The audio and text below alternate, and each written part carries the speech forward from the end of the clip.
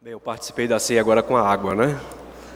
Mas o mais importante é o memorial, o mais importante é nós estarmos sempre trazendo a nossa memória e pensar, né? Além do ritual, além do momento em que nós participamos do pão e do vinho, mas com um momento de aprendizado. Com um momento de aprendizado para as nossas vidas, aquilo que pode nos ajudar a estabelecer uma comunhão mais íntima e mais profunda com o Senhor. E nós vamos continuar então nesse aprendizado, nesse período que nós estamos estudando sobre as bem-aventuranças. E eu gostaria que os irmãos abrissem suas Bíblias mais uma vez no Evangelho segundo Mateus, capítulo 5. Nós vamos ler alguns versículos, depois outras passagens e vamos pensar, né, sobre uma bem-aventurança que é a mansidão. Então os irmãos podem abrir inicialmente suas Bíblias,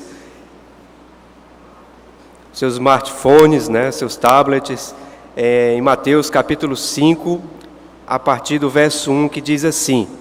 Mateus capítulo 5, a partir do verso 1, que diz: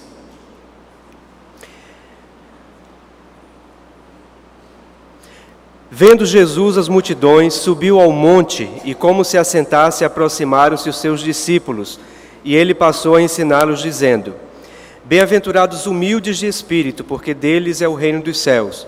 Bem-aventurados os que choram, porque serão consolados. Bem-aventurados os mansos, porque herdarão a terra. Vamos dizer juntos novamente o verso 5. Bem-aventurados os mansos, porque herdarão a terra. A partir do verso 13 ele diz: Vós sois o sal da terra. Ora, se o sal vier a ser insípido, como lhe restaurar o sabor? Para nada mais presta, senão para lançado fora ser pisado pelos homens. Vós sois a luz do mundo, não se pode esconder a cidade edificada sobre um monte, nem se acende uma candeia para colocá-la debaixo do alqueire, mas no velador, e alumia todos os que se encontram na casa. Assim brilhe também a vossa luz diante dos homens, para que vejam as vossas boas obras e glorifiquem a vosso Pai que está nos céus. Oremos mais uma vez. Senhor, colocamos, ó Deus, os nossos corações diante do Senhor e pedimos, ó Deus, a Tua direção e pedimos, ó Senhor, que o Senhor nos fale ao coração através da Tua palavra e que o Senhor nos ensine, ó Deus, a respeito da mansidão. Recebe esta oração que nós fazemos em nome de Jesus Cristo. Amém. As bem-aventuranças têm algumas peculiaridades que eu gostaria, sim, de inicialmente compartilhar com os irmãos. Primeiro que as bem-aventuranças apontadas aqui por Jesus Cristo, como a humildade, o chorar, o ser manso, o ter fome e sede de justiça, o ser misericordioso, o ser limpo de coração, o ser pacificador, na verdade, ele não nos coloca como lei. Eu vejo que ele muito mais nos coloca como um despertar de um desejo, que ele deseja que se desperte dentro dos nossos corações, a fim de que nós busquemos esses valores e busquemos essas virtudes, que de algum modo, a partir do momento que nós temos a ação do Espírito Santo dentro de nós somos como que lembrados o tempo todo para que deixemos desenvolver essas virtudes e essas características dentro de nós. Muitas vezes nós esperamos de nós mesmos, como cristãos, como crentes em Cristo, que nós tenhamos já uma atitude perfeita, uma atitude já moldada, uma atitude já correta, absolutamente correta diante da vida, diante dos relacionamentos, diante das pessoas, como se nós esperássemos de nós mesmos, que de antemão já fôssemos humildes, que tivéssemos sensibilidade para chorar, fôssemos mansos, ou tivéssemos outras bem-aventuranças nas nossas vidas. Pessoas que não têm o Espírito Santo de Deus também podem desenvolver algumas dessas bem-aventuranças. Quem você já não viu por aí, que de repente é humilde, mesmo talvez sem ter Cristo como seu Salvador, ou sem ter essa consciência. Mas a partir do momento que eu sou um seguidor de Jesus Cristo, eu sou concitado, eu sou constrangido, eu sou chamado a buscar desenvolver em mim características, que são características boas, bonitas, mas que Deus não coloca sobre nós como lei, mas muito mais para despertar o desejo, a fim de que essa semente no nosso coração venha nascer, venha frutificar, venha nascer um fruto a partir de uma caminhada com Jesus Cristo. Portanto, as bem-aventuranças são virtudes que nós devemos sim desenvolver dentro dos nossos corações. E elas podem ser lidas, e aí eu gostaria de compartilhar com os irmãos, a partir do que Jesus Cristo mesmo disse: vós sois o sal da terra e luz do mundo. Na verdade, o grande desafio da nossa geração é ser. Antigamente, o grande conflito era ser ou ter, o que era mais valoroso, e muitas pessoas achavam que elas eram a partir do ter. Hoje, no mundo extremamente narcísico, no mundo em que as pessoas são, de um modo geral, apressadas, egoístas, que esqueceram os projetos universais, os projetos que levam em consideração um povo, que levam em consideração uma nação, que levam em consideração um mundo, que levam em consideração a igreja. Na medida que as pessoas foram esquecendo as coisas coletivas, na verdade elas foram levadas a viver uma outra crise. É a crise entre ser e parecer ser. De modo que já não é mais o ter que satisfaz a nossa sociedade atual, mas é o parecer ser. De modo que, muitas vezes, se eu pareço, mesmo pelo ter, alguma coisa, pode ser que eu venha me sentir bem nessa sociedade. Mas Jesus Cristo nos chama a atenção que o ser cristão é ser sal e ser luz. E nada mais tem a ver com a vida do que sal e luz, sal que conserva, o sal que na medida certa traz sabor, o sal que dá sabor à vida e à comida que passa pelo paladar e que passa também pelo espírito e passa pela nossa alma. E o ser luz, a luz que ajuda as plantas a produzir a fotossíntese, as plantas que nos traz o oxigênio e que nós lançamos o gás carbônico, que são feitas as trocas. Na verdade, ser sal e luz é algo que deve nos fazer pensar sobre a importância do que é ser cristão. E ser sal e luz, na verdade, é deixar desenvolver dentro de nós as características de um bem-aventurado, trazidos aqui no texto de Mateus, como a humildade, o chorar, o ser manso, o ter fome e sede de justiça, o ser misericordioso, o ser limpo de coração, o ser pacificador. Mas não como lei, não algo que Ele esteja nos obrigando a fazer, mas algo que Ele quer que emerja dos nossos corações e que nós venhamos a colocar em prática ao longo da vida, ao longo da caminhada da nossa vida. E sobre a mansidão, quem aqui pode dizer, eu sou manso? Quem aqui já experimentou algum momento de mansidão ou algum momento de não mansidão? Leamos mansidão como serenidade diante de críticas injustas, serenidade em circunstâncias e situações difíceis. Como é que você se sai? Eu estou falando a respeito do seu trabalho. Talvez você possa se lembrar agora do seu gerente, ou do seu chefe, ou do seu subalterno. Talvez você possa lembrar-se agora você pode se lembrar do seu ambiente de casa, daquela reunião em família, que apesar de ser família, muitas vezes tem aquelas pessoas que você tem dificuldade de relacionamento, do ambiente da igreja, do ambiente do trânsito, caótico e difícil da cidade do Recife. Quem aqui pode se dizer que é manso?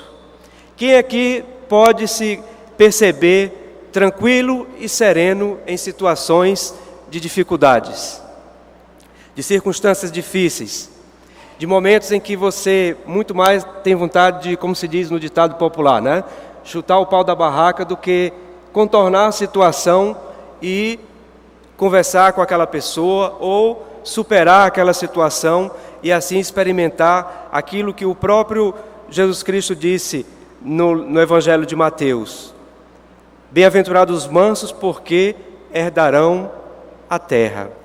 Muitas vezes deixamos de herdar a terra, deixamos de habitar a terra, deixamos de aproveitar a herança que Deus nos deu por falta de mansidão, por falta de tranquilidade nos momentos difíceis, mas por vezes também podemos experimentar a mansidão. E eu gostaria com os irmãos pensar sobre um homem que a palavra de Deus nos diz que nunca houve alguém tão manso na terra. Quem foi esse? Moisés, Alguém já lembrou. Então, Números, capítulo 12, a partir do verso 1.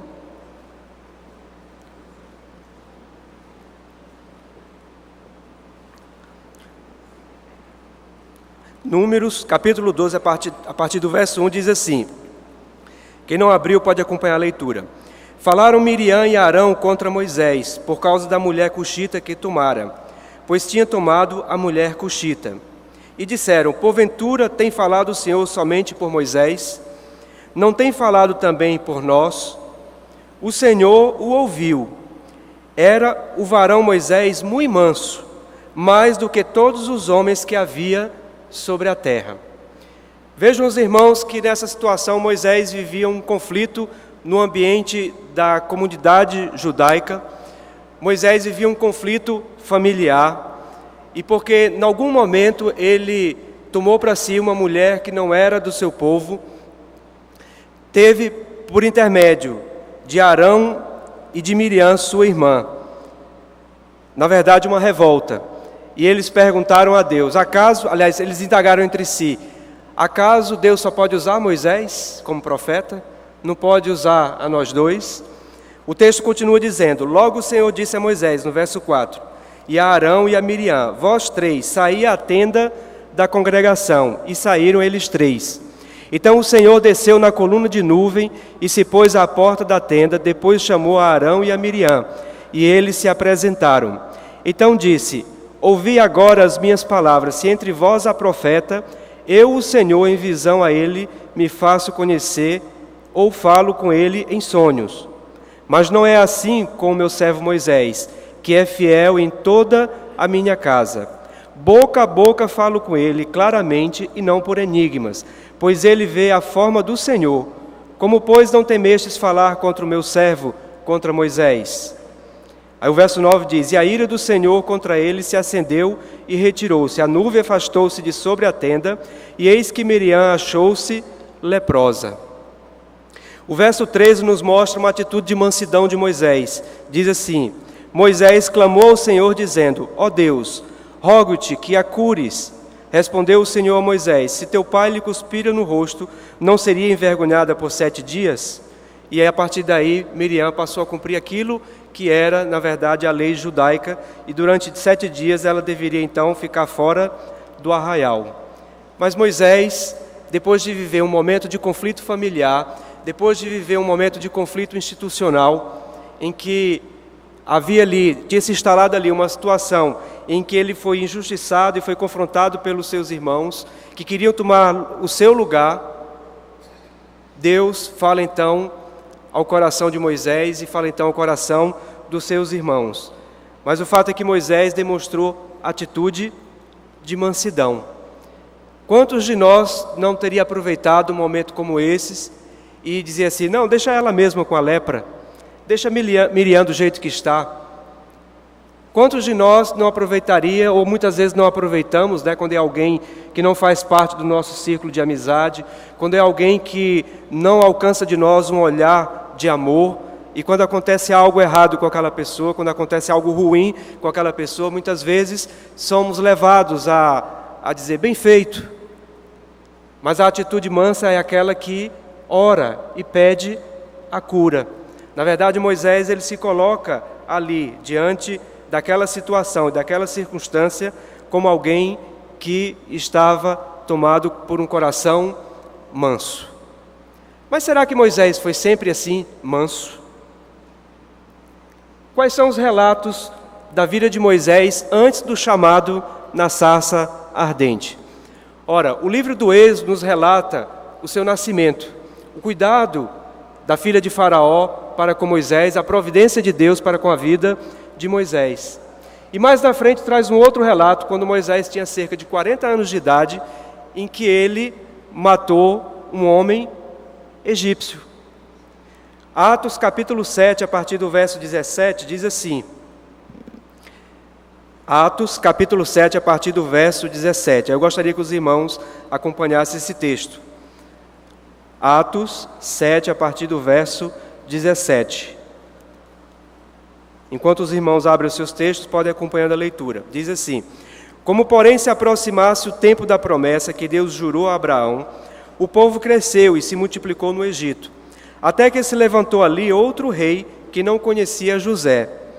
Este outro rei tratou com astúcia a nossa raça e torturou os nossos pais, a ponto de forçá-los a enjeitar seus filhos para que não sobrevivessem.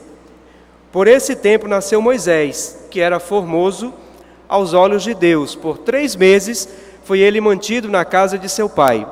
Quando foi exposto, a filha de Faraó o recolheu e criou como seu próprio filho. E Moisés foi educado com toda a ciência dos egípcios e era poderoso em palavras e obras. Verso 23. Quando completou 40 anos, veio a ideia de visitar seus irmãos, os filhos de Israel. Vendo o homem tratado injustamente, tomou-lhe a defesa e vingou o oprimido, matando o egípcio. Ora, Moisés cuidava que seus irmãos entenderiam que Deus os queria salvar por intermédio dele. Eles, porém, não compreenderam. No dia seguinte, aproximou-se de uns que brigavam e procurou reconduzi-los à paz, dizendo: Homens, vós sois irmãos, por que vos ofendeis uns aos outros? Mas o que agredia o próximo repeliu, dizendo: Quem te constituiu autoridade e juiz sobre nós? Acaso queres matar-me, como fizeste ontem ao egípcio? A estas palavras Moisés fugiu e tornou-se peregrino na terra de Midian, onde lhe nasceram 2 filhos. Decorridos 40 anos, apareceu-lhe no deserto do monte Sinai um anjo por entre as chamas de uma sarça que ardia. Moisés, porém, diante daquela visão, ficou maravilhado e, aproximando-se para observar, ouviu-se a voz do Senhor: Eu sou o Deus de teus pais, o Deus de Abraão, de Isaque e de Jacó. Moisés, tremendo de medo, não ousava contemplá-la. Disse-lhe o Senhor: Tira as sandálias dos pés, porque o lugar em que estás é terra santa. Vi com efeito o sofrimento do meu povo no Egito. Ouvi o seu gemido e desci para libertá-lo. Vem agora e eu te enviarei ao Egito. A este Moisés, a quem negaram reconhecer, dizendo: Quem te constituiu autoridade e juiz? A este enviou Deus como chefe e libertador, com a assistência do anjo que lhe apareceu na sarça. Que texto bonito, né?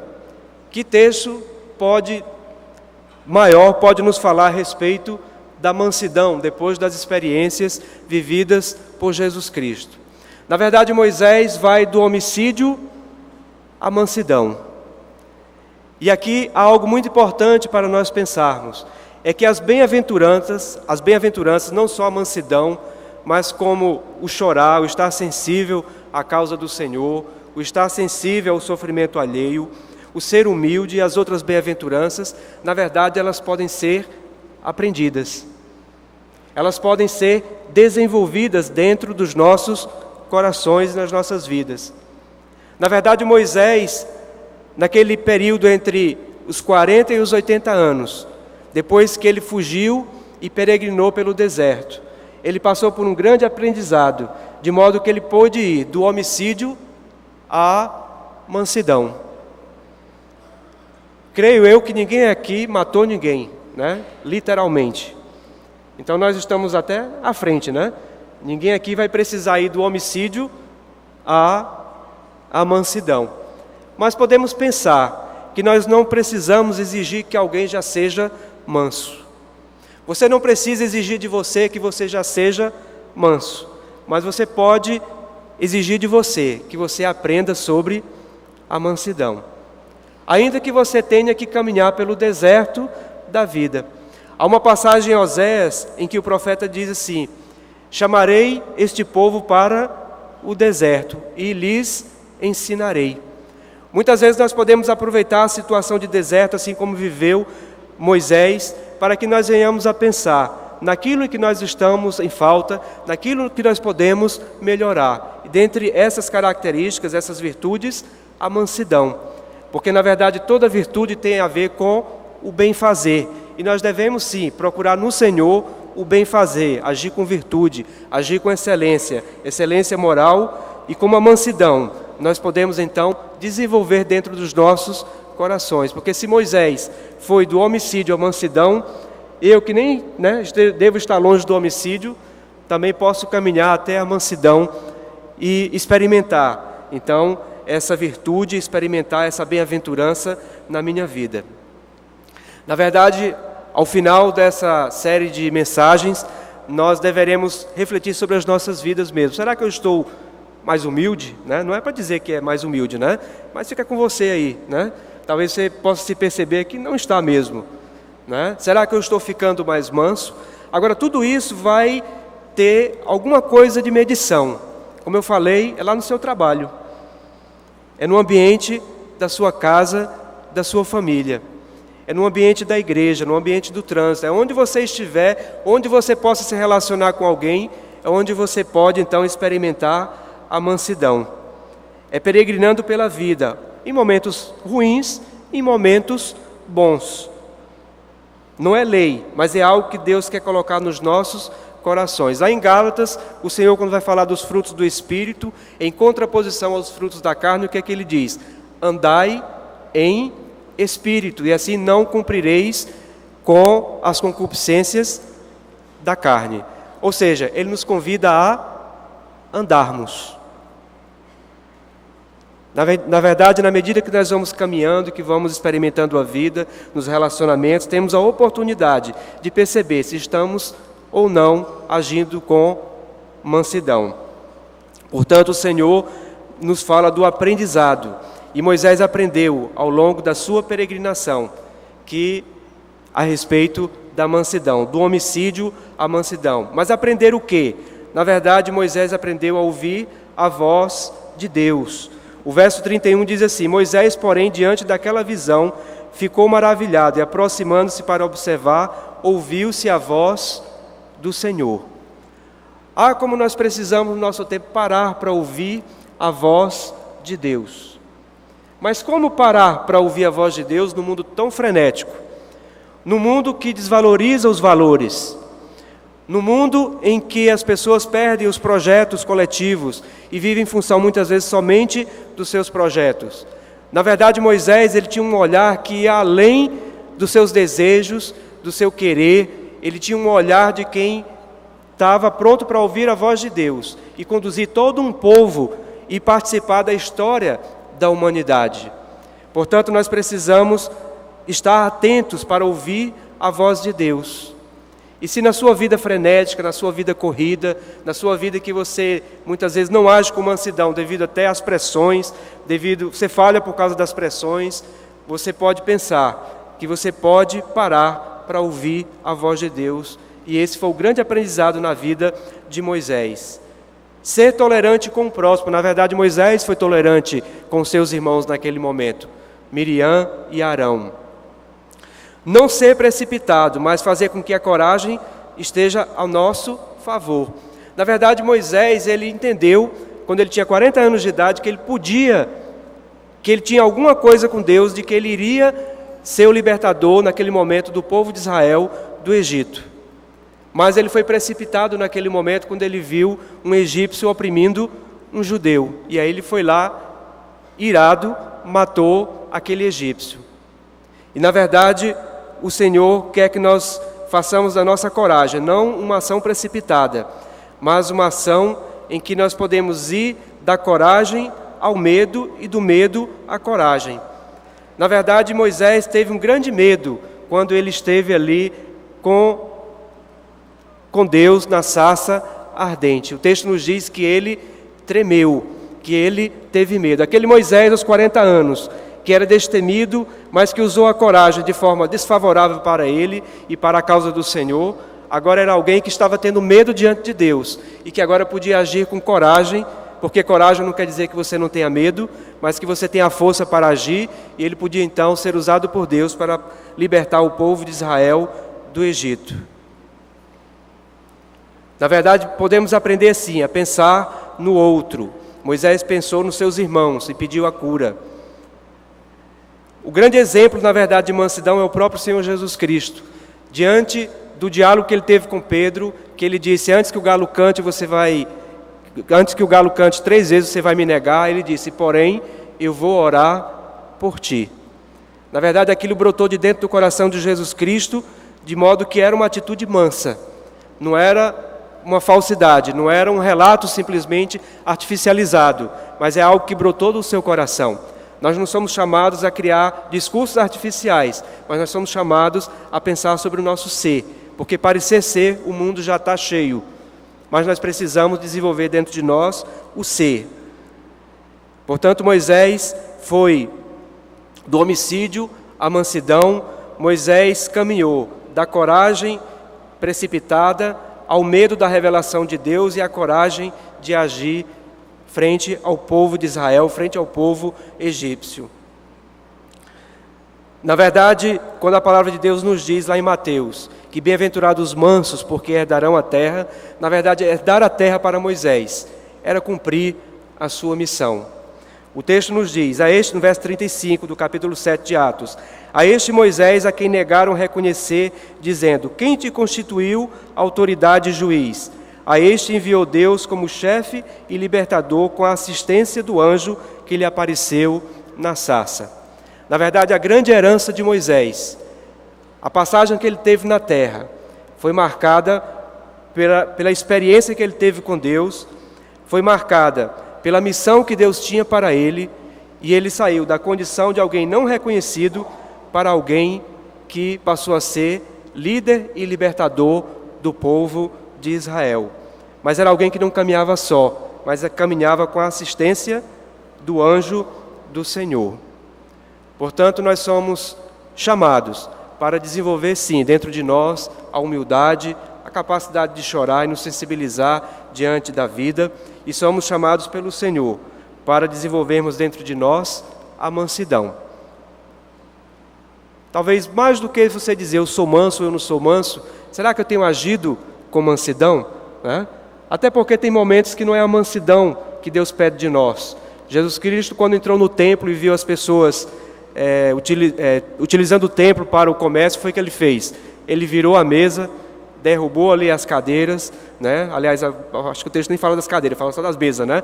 Mas ele derrubou as mesas dos cambistas, dos comerciantes, porque ele estava indignado diante do que eles estavam fazendo da causa do Senhor. Por vezes você vai ser chamado a agir de uma forma mais firme. De outras vezes você vai ser chamado, mesmo com a firmeza, a agir com mansidão. Na verdade, a mansidão foi forjado na vida de Moisés, naqueles 40 anos em que ele peregrinou pelo deserto, de modo que ele caminhou do homicídio à mansidão, ele experimentou a coragem, depois o medo e depois a coragem novamente, e ele foi honrado por Deus, com a missão que Deus colocou na sua vida.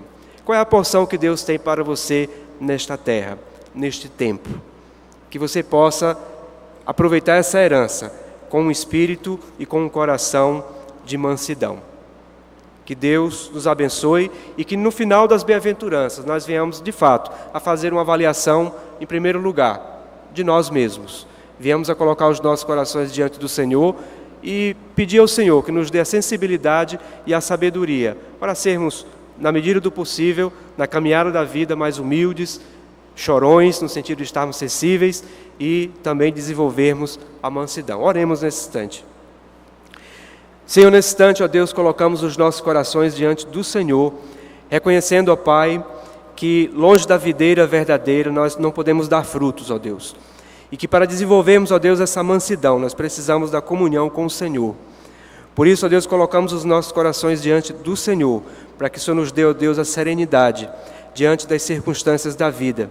O Senhor nos dê, ó Deus, a serenidade para pensarmos, para agirmos, ó Deus, racionalmente, em equilíbrio, ó Deus, com os sentimentos, mas que aquilo, ó Deus, que passa pelo coração meu e dos meus irmãos, que faz parte, ó Deus, do seu cotidiano, possa, ó Deus, todos estar diante de Ti, para que cada um, ó Deus, esteja sensível à Tua voz e venhamos a desenvolver dentro dos nossos corações, ó Deus, a mansidão, para que venhamos, ó Deus, a herdar a terra, para que venhamos, ó Deus, a habitar a terra, para que venhamos, ó Deus, aproveitar aquilo que de melhor o Senhor tem para as nossas vidas, para as nossas famílias. Portanto, nos abençoa e nos dirija em nome de Jesus Cristo. Amém, Senhor. Amém, Pai.